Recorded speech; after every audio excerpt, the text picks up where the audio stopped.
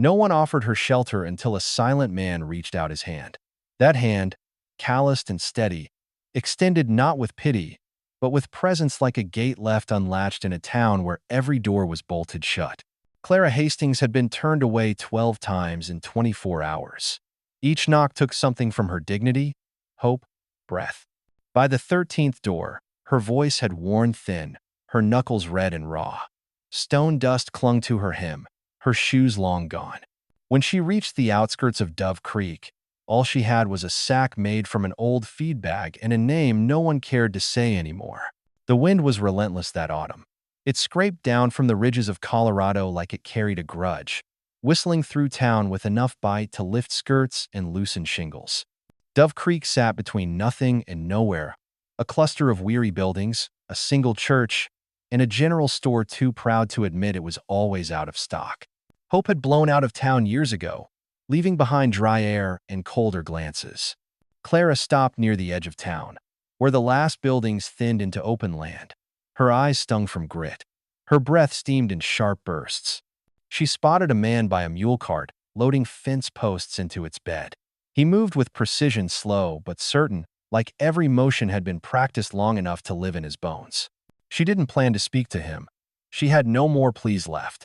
But as her legs buckled beneath her weight, her footsteps caught his attention. He turned. He didn't stare. He didn't flinch. His eyes met hers with something quieter than curiosity, recognition, maybe, or memory. Clara straightened, clutching her sack tighter. Her dress clung to her sides, stained and ripped near the chest where fabric had given way to wear. She didn't try to hide it. There wasn't much left to protect. "I don't need charity," she said, voice hoarse from dust and disuse. "Just a place to sit for a spell. I can work." The man didn't answer. He didn't ask who she was or where she'd come from. Instead, he shifted the rope over his shoulder, walked around the cart, and extended his hand. She hesitated. Touch always came with consequence. Every hand offered before had held strings or shackles. But his wasn't pulling. It wasn't pressed or urgent. It simply waited. Clara reached out. His grip was firm, warm despite the chill. He helped her up onto the wagon seat without a word, then climbed in beside her and clicked once with his tongue. The mule stirred, began to move. They rode west in silence. Ruts jostled the cart. Her fingers curled around the edge of the seat. She watched him from the corner of her eye, his face lined, sun-darkened, jaw set beneath a 3-day beard. His sleeves were rolled, forearms marked by labor and time. He smelled faintly of cedar smoke. The land stretched flat around them, brittle grass swaying in the wind. After half a mile, they reached a squat shack nestled near a lean cottonwood, patched with rusted tin and wood that had weathered more winters than she could guess. It was no palace, but smoke curled from the chimney. Inside, the warmth hit her chest like a memory she didn't know she missed. A stove glowed with embers. One bed, one chair, one table. A dented kettle sat on top. It was bare, clean, quiet. He lit a lantern, set it down, then pointed to the chair. She sat. He unrolled a blanket on the floor near the stove. New questions, new commands, just space. Clara's shoulders slumped not from defeat, but from release. She hadn't been asked to prove her worth. Not yet. Not here. Later, as the fire crackled low and night pressed in against the glass, she lay on the bed, listening. The man's breathing was even from the floor. She didn't know his name. He hadn't asked for hers. But when her eyes finally closed, she realized something rare. She wasn't afraid to sleep. And in Dove Creek, Colorado, that was the beginning of everything. The silence inside Samuel Walker's cabin felt warmer than any welcome Clara had known. It was the kind of quiet that didn't wait for apologies or explanations. Just space. Just warmth. Morning light crept in through a crooked window, casting soft angles across the floor. Clara stirred beneath the quilt. It was thin, patched, but it had held the night's cold at bay. Her body ached in familiar ways, too many nights on uneven ground, but her back didn't throb like it used to. The ache wasn't pain. It was memory leaving. She sat up slowly, wrapping the blanket around her chest. The tear in her bodice had slid again overnight, exposing more than she liked, but Samuel hadn't noticed. Or if he hadn't looked. Not the way others had. He crouched by the stove, coaxing coals to life. His shirt sleeves were rolled to the elbows. Suspenders hung loose at his hips. His hands moved with care, quiet like the rest of him. She cleared her throat. I didn't snore, did I? He didn't answer. Of course he didn't. She wasn't even sure why she asked. Clara took in the room fully now. Bare, yes, but nothing felt neglected. A shelf held a tin cup, a small pan, a knife, a folded cloth. No combs. No second pair of boots. No trace of a woman's presence. This was a man who lived alone, and had for a long time. My name's Clara Hastings, she said, her voice still rasped but steady. Figured you ought to know. Samuel didn't respond. He just stood and poured water from the kettle into 2 dented cups. He placed one in front of her, then stepped back. Clara wrapped both hands around the tin. Heat kissed her fingers in a way that felt more alive than pain ever did. She didn't say more. She didn't need to. Thank you, she thought. But what she said was quieter. Thanks. He gave a single nod. Outside, wind scratched lightly at the eaves, but the cabin held firm. She hadn't eaten since a bruised apple the morning before. Her stomach grumbled, but she didn't ask for food. Not yet. Instead, she watched him. Samuel cleaned a small pan with a dry cloth, then retrieved a piece of salted pork from a sack near the hearth. The meat crackled as it hit the heat. He didn't ask if she was hungry. He just made enough for 2. She noticed the way he moved, measured, deliberate. His left leg didn't bend quite right. He limped, only slightly, favoring his right side with every step. What happened to your leg? She asked gently. He paused, shook his head, turned back to the fire. She didn't press, but it told her something about how he worked alone, why his cart had been overloaded yesterday. People didn't offer him help. Maybe he didn't want it. When the food was ready, he motioned toward the table. She stood, still wrapped in the blanket, and sat across from him. They ate in silence. Clara didn't pretend not to be starving. She ate slowly, careful not to seem greedy. Samuel ate with one hand, the other resting near his plate like he was ready to brace, to stop something if it came. Afterward, he took the plates to the basin. She followed. Can I help? She asked. He didn't stop her, and that was enough. She washed. He dried. No words passed, but something unspoken settled between them, something easier than obligation, like a rhythm they hadn't meant to find but didn't question now that it was there. By mid-morning, Samuel stepped outside. She watched him through the cracked doorway, loading the cart again, methodical as ever. Clara sat on the porch step, knees drawn up, the blanket folded behind her. She found a scrap of cloth on a nail inside, tied her hair back with it. It didn't look good, but it made her feel less like a stray and more like a person again. When he came back, he handed her a worn pair of boots, small enough to nearly fit. Try 'em, he said. Clara froze. Not because of the boots, but because it was the first time he'd spoken. His voice was low, steady, kind. She took them without a word and slipped them on. They weren't perfect, but they were hers now. Where we going? She asked. Samuel shrugged. Wood. And that was that. They worked side by side that day. Clara hauled branches, wiped sweat from her brow. Her dress clung in all the wrong places, but she didn't care. No one watched. No one judged. No one expected anything of her beyond the next task. And that was a kind of peace she hadn't known before. He didn't ask if the boots fit. He just watched her walk in them, watched the way her weight settled more evenly, how her shoulders eased slightly as the cold no longer nipped at bare toes. That kind of watching wasn't the kind that made Clara shrink. It made her feel like a person again. They spent the morning gathering wood near the ridge, where deadfall lay scattered like old bones. Samuel moved with practiced rhythm axe. Stack, step. Clara followed, hauling branches, collecting kindling, matching his pace the best she could. He didn't tell her how to help. He simply worked. She mirrored him. The wind pushed through the cottonwoods, carrying the faint scent of earth turning. Snow hadn't come yet, but the season was shifting. Clara wiped her forehead with her sleeve, breath fogging in front of her. Her body ached in ways she recognized work aches, not hunger or fear. It was a better kind of pain. When they paused to rest, Samuel handed her a tin cup filled with water from his canteen. She drank, careful not to spill, then looked at him. "You always this quiet?" He didn't answer. She smiled faintly. "Didn't think so." Uh, they returned to the cabin as the sun dipped low behind the hills. Shadows stretched long across the grass. The mule plodded slow but steady behind them. Clara held the edge of the cart, boots dusty, her dress stained at the knees. Inside, Samuel set a small pot of beans on the stove. The fire caught quickly. He stirred without looking at her. Clara moved to the basin, washing her hands, then pulled down a tin plate. She didn't ask if it was okay. She just did it. After dinner, Samuel took the dishes, and she dried them. It had become a rhythm, soft as breathing. Later, as the firelight danced across the cabin walls, Clara sat near the table with her knees drawn to her chest. The blanket lay folded beside her now. She didn't wrap herself in it the way she had the first night. She didn't feel the need. Samuel knelt near the fire, tossing in a log. His limp was more noticeable when he crouched. She watched him, quietly. "What happened?"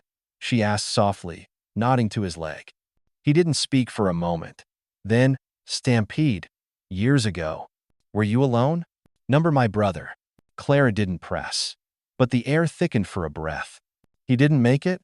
she asked gently. Samuel shook his head once. Final. That kind of loss didn't need retelling. She looked at the blanket he'd laid out for himself. The way he didn't hesitate to give her the bed. The way he carried weight in silence. "I could sleep on the floor," she offered. His eyes met hers. "You already did." She nodded once. It was true. In too many places, on too many floors, in homes that were never really homes. This one was different. That night, she lay on the bed again. The quilt scratched her chin, but the mattress held firm beneath her. She kept one eye open, listening for his breath near the stove. Steady, measured. She whispered into the dark, "If you want me gone tomorrow, I'll go." He didn't answer. She turned to face the wall, heart thick with that old ache. Then, quietly, from across the room, "You already stayed." Clara closed her eyes.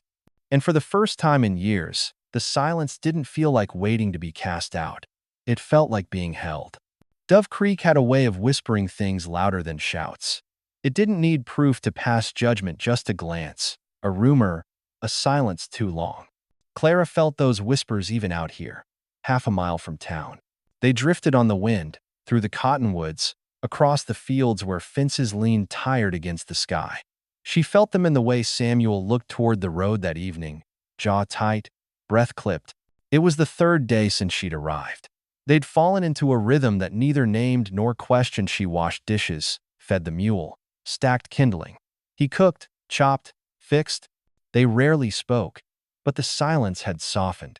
Until now. It started with the sound of hooves. Sharp, measured. A man on horseback rode up the path with a grin too wide for winter. His coat was newer than most in town, and his boots shone like they hadn't worked a day. "Samuel Walker," he called out. "Didn't think you took boarders." Samuel stood straighter. Clara stepped back from the porch. The man dismounted, eyes already on her. "That her? Heard about the girl got put out of the church. Didn't figure she'd land herself a place this fast. Must be some arrangement." And for. His words weren't cruel, but they carried something colder: entitlement, masked as amusement. Clara's hands clenched at her sides. Her cheeks burned. Samuel said nothing. The man tipped his hat toward her. "Wade Tucker," he introduced with a smirk. "I run cattle east of the ridge. Heard she's still unclaimed. That true?" Still, Samuel didn't speak. But something shifted in him. His shoulders squared, his fists curled just slightly at his sides. "You put your name down yet?" Wade pressed. "Or you just keeping her warm till spring?" Samuel stepped forward. Not fast, not loud, just close enough. "You done?" he asked, voice flat as iron. Wade laughed, but the sound faltered. "Just talking, Sam. No need to get. She's not yours to talk about." The silence that followed landed hard. Clara felt it behind her ribs, sharp and sudden. Wade raised his hands in mock surrender. "Well, damn. Didn't mean to step on toes. He turned, mounted up. Always were a quiet one, Walker. Guess I know why now. He rode off without another word. Samuel stood still for a long time. Then, slowly, he turned toward Clara. She met his gaze, unsure what apology would suffice. I didn't mean to cause. You didn't. He walked past her into the cabin. She followed, heart thudding. Inside, he crossed to the shelf, pulled down a ledger worn, scuffed, used for feed notes and seed lists. He opened it near the back, flipped to a blank page. What are you doing? She asked. He didn't answer right away, just picked up the stub of a pencil and, with small deliberate strokes, wrote her name. Clara Hastings Walker. She stared. Why? She whispered. So they stopped asking. He set the pencil down and walked out, same as always, quiet, purposeful, as if what he'd done was just another task on a long list.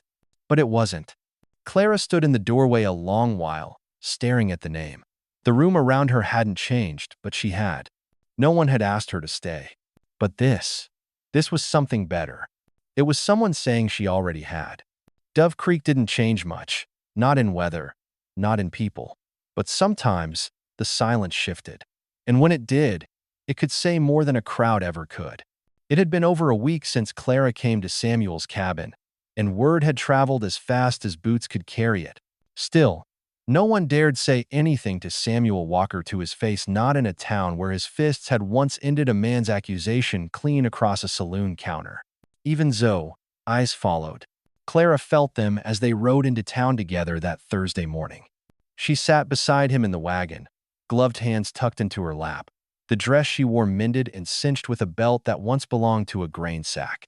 Her boots still clicked against the floorboard every time they hit a rut.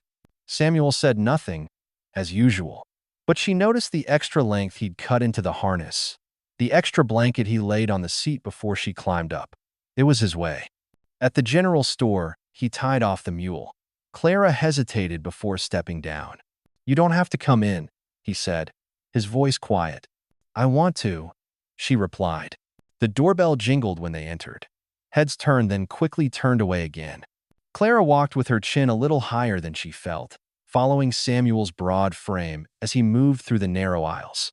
They gathered beans, flour, oil. Samuel grabbed a tin of coffee she didn't expect. She smiled when he wasn't looking. At the counter stood Reverend Whitmore, sorting through postage. He glanced up, polite but distant, and nodded. Samuel, Miss Hastings. Samuel didn't flinch. Walker, he said plainly. Clara Walker. The Reverend blinked, hesitated. I see, he murmured, adjusting his glasses. Well then, Mrs. Walker. The words landed like something more than a correction, like a declaration. Clara nodded once. Good morning, Reverend. The exchange passed without further comment. But the woman behind the counter suddenly looked less curious. The man by the door no longer stared. Something had been named, and that mattered more than anything whispered before. They loaded the wagon in silence. But it was a different silence this time, settled, not defensive. When they rode past the church, Clara didn't look away. She held her gaze steady on the steeple, the whitewashed walls where a younger version of her had once stood, trembling and shamed.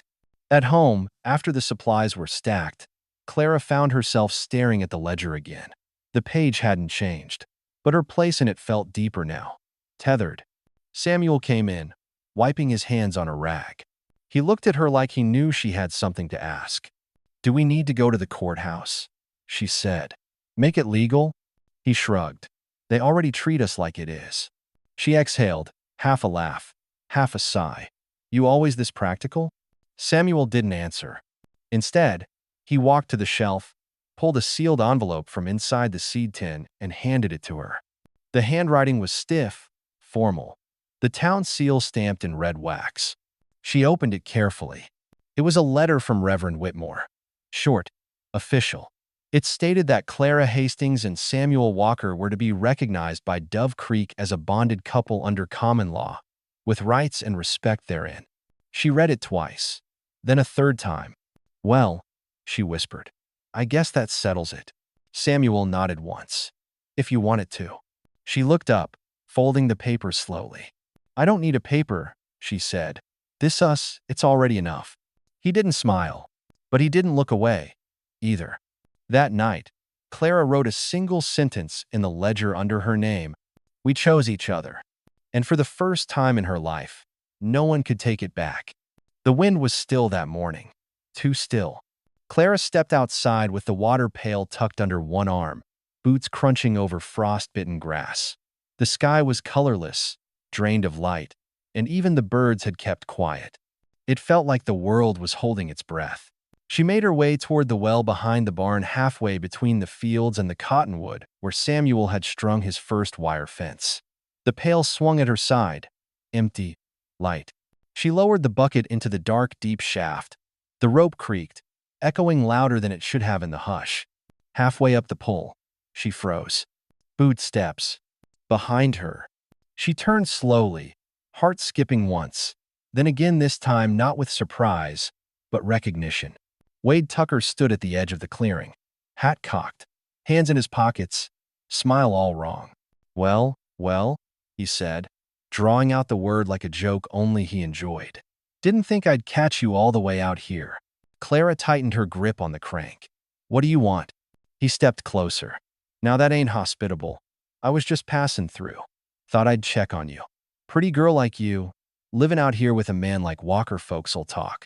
They already did, she said. Wade laughed. That they did. Thing is, Clara, if that's even still your name, I remember you. Before all this. I remember you didn't used to keep so quiet. I don't owe you anything. His smile faded, just a little. No, maybe not. But I figure you still owe someone. And Walker? He ain't the type to protect what's his. Not when push comes to shove. Clara's breath caught. Not in fear, but fury. He's more a man than you'll ever be, she said. Wade's face twitched. He took another step. She backed away. I wouldn't, he said softly. Count on him to come running. He's not that fast anymore, from what I hear. And then, a voice. Not loud, not rushed, but final. Back away.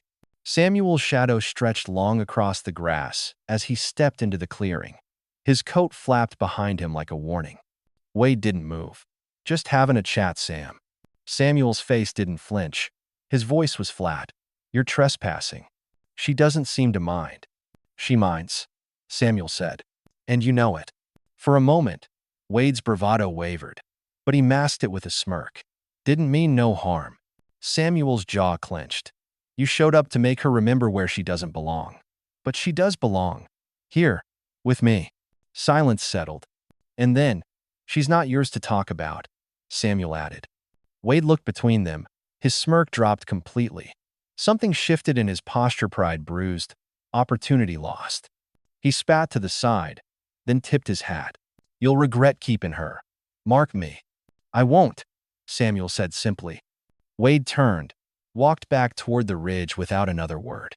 The stillness held until the sound of his horse faded over the hill. Samuel looked at Clara. You all right? He asked. She nodded, but her hands trembled. He stepped forward, gently took the pail from her grip, set it down. Let's go inside. She followed. Inside the cabin, he didn't ask questions. He poured water. She drank. Her breath steadied. Then, as she leaned against the table, he went to the ledger. Again? She asked softly. He nodded, opened it, wrote nothing new, just underlined her name. Clara picked up the pencil when he stepped back. Beneath his underline, she wrote in small, careful letters. I choose to stay. Neither of them spoke the rest of the evening. They didn't need to. Outside, the wind picked up again. But inside, everything held. It was the color that struck her first blue, the shade of winter sky just before dusk. The dress lay folded neatly on the edge of the bed. It seemed straight, its fabric coarse but new. Clara stood in the doorway, fingers still damp from washing up, staring at it like it might vanish if she blinked. Samuel wasn't in the cabin. He'd left at dawn, saying only, won't be long, before taking the cart toward town. She hadn't asked why. She rarely did, but now she knew. She stepped closer, touched the fabric. It wasn't fine, it wasn't frilled, but it was hers. Her throat tightened. In all the homes she'd passed through, some called them houses. Some didn't even bother. She'd never been given clothes. Only taken from, left behind. Told to cover up. Or worse, not to bother. But this was different. The sleeves were long enough for warmth, loose enough for work. The waist gathered where it should, the hem wide enough to move.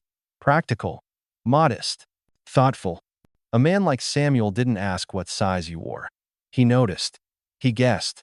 He got it right. She changed slowly, folding her old dress and setting it aside like a shed skin. When she looked at herself in the cracked mirror above the basin, she hardly recognized the woman staring back.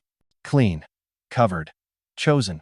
She stepped out onto the porch as Samuel returned, the cart half loaded with fence wire and salt. He glanced at her once, then again, this time longer. "Fits," he said simply. Clara nodded. "You didn't have to." He shrugged. "Didn't mean to do nothing." The corners of her mouth lifted, soft and unsure. "Well, you did something." They rode into town that afternoon. She hadn't asked to go. He simply said, "You ready?" And she was. At the general store, no one spoke, but no one sneered either. The Reverend passed by, tipped his hat. "Mrs. Henley from the schoolhouse," looked her over, paused, then offered a small smile, tight, but present. Clara carried the flower. Samuel carried the rest. They moved like any couple might, without fuss or need for declaration. On the way home, Clara sat taller. "They'll still talk," she said. "Let them," Samuel replied, hand steady on the reins. "You're already mine." She didn't answer aloud, but her hand drifted to the fabric of her dress, fingers pressing gently into the thread where seams met strong, unfrayed. The town might still whisper, but the dress spoke louder. Snow came in the night, quiet as breath. Clara woke to the faint hush that settled over the world, when everything was covered, soft edges, muffled steps, a kind of silence that asked nothing. She sat up slowly, blinking into the faint light filtering through the window. The glass had frosted over. A single patch of sky peeked through, pale and still. Samuel was already up. She heard the dull thud of his axe outside, splitting logs with a rhythm as steady as the ticking of a clock. She rose carefully, wrapping the blanket around her shoulders. Her body felt different. Heavier, but not with tiredness. Her hands drifted to her belly before her mind caught up. Late. Too many days had passed. Her chest tightened, not in fear, not fully, but in the realization that something had begun. A life. Inside her. By the time Samuel returned, boots crusted with snow, arms full of wood, Clara had stoked the fire back to life and set water to boil. He nodded once, stepping inside, bringing cold air with him. She didn't speak. Not yet. He didn't ask. Later, after breakfast, she stepped out onto the porch. The world had turned white overnight. Trees bowed under the weight of snow. The mule chewed hay with slow, contented motions. The cabin, patched and plain, sat like a ship holding firm against a sea of cold. Samuel joined her, coffee in hand. "I'm late," she said. He looked at her, waiting. She placed a hand over her belly. "I'm late," she repeated, quieter. He didn't flinch, didn't move, just nodded once. "You don't have to say anything," she added quickly. "I just wanted you to know." Samuel sipped his coffee, then looked out toward the fence line. "We'll need to fix that gate in spring," he said. She blinked. "That's what you're thinking about?" He nodded again. "If we're planting, and if there's 3 of us, we'll need more space. Stronger fence." Clara stared at him, then laughed. It wasn't loud, but it was real. "You're planting a garden?" "Already did." She leaned against the post beside him. The blanket tugged tighter around her shoulders. The cold nipped her cheeks, but her chest was warm. Later that week, she found him carving wood by lamplight. Small pieces, not posts or planks, something rounded, gentle. She didn't ask, but he didn't hide it either. A cradle, she realized. Not bought, not borrowed. Built. They began sketching plans: rows for beans and squash, a patch for herbs, a chicken coop. Samuel measured the yard with long strides. Clara marked the corner where the morning sun lingered longest. Each day, she woke earlier, cooked more, moved slower but with purpose. And each night, she rested with one hand curled gently over her belly, listening not for danger, but for the quiet promise blooming inside her. "I'm scared," she whispered one night, the fire low. Samuel didn't reply at first. Then, "We'll make a place for it." Clara smiled in the dark. She already knew they had. The letter came tucked beneath a sack of salt, handed off by a passing courier with no expression.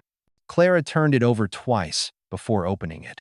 The seal was from the town clerk's office. Samuel watched her from the doorway, silent as ever. She read it once, then again, slowly, carefully.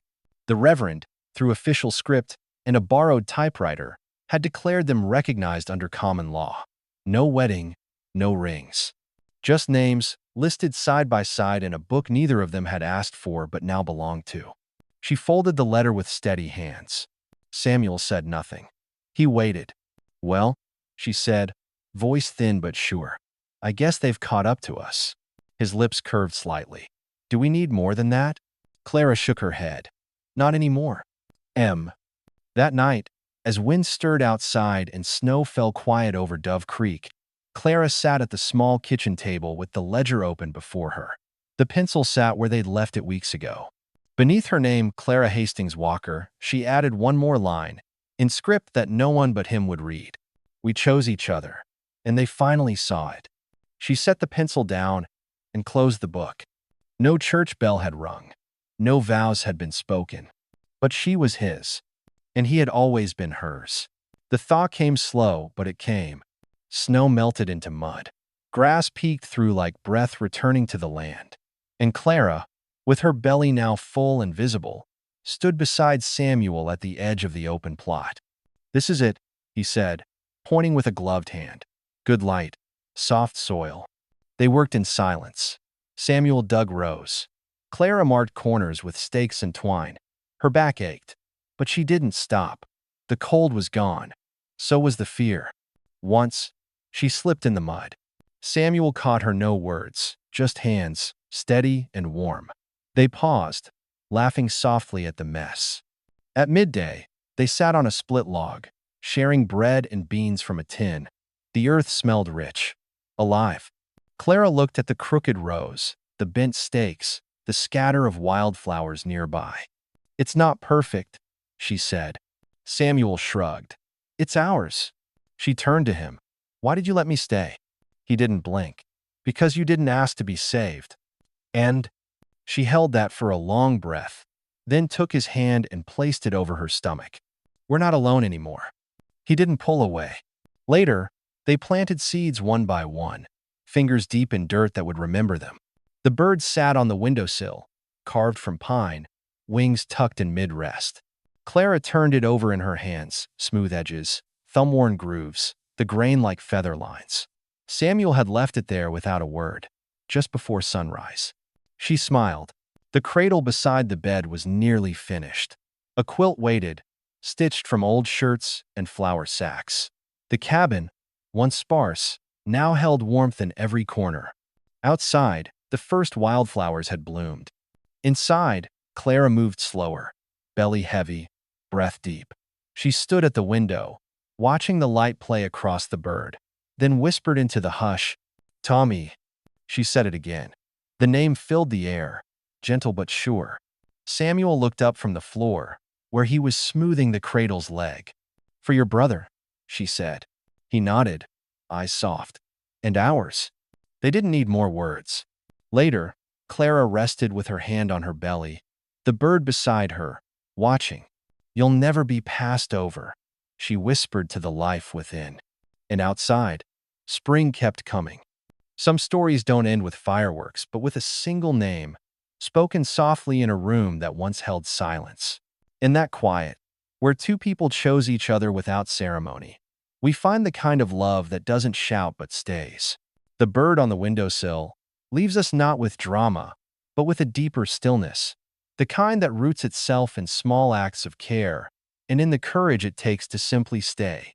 Clara and Samuel never asked the world for permission. They built a life not with declarations, but with fences mended, a cradle carved, and a garden planted in thawed earth. In a time and place where women like Clara were turned away 12 times before finding a door that opened, the true act of rebellion was in choosing peace and being allowed to choose it freely. For many of us, especially those who have weathered decades of doing, surviving, and starting over, this story might echo something familiar, the longing not just to be rescued, but to be respected, not just seen, but written down in someone's book, not for what we've done wrong or what we owe, but simply because we stayed. It reminds us that sometimes the deepest roots are planted not with grand vows, but with daily kindness. That love built from silence and steadiness can outlast noise. That your name, once erased or overlooked, can be reclaimed by your own hand or the hand that simply reaches out without asking why. Take a moment to reflect. Who are you choosing to stay with, to build with even in the quiet? And if this story touched something in you, consider passing it along. Sometimes, the smallest stories carry the greatest warmth, especially for those who need it most.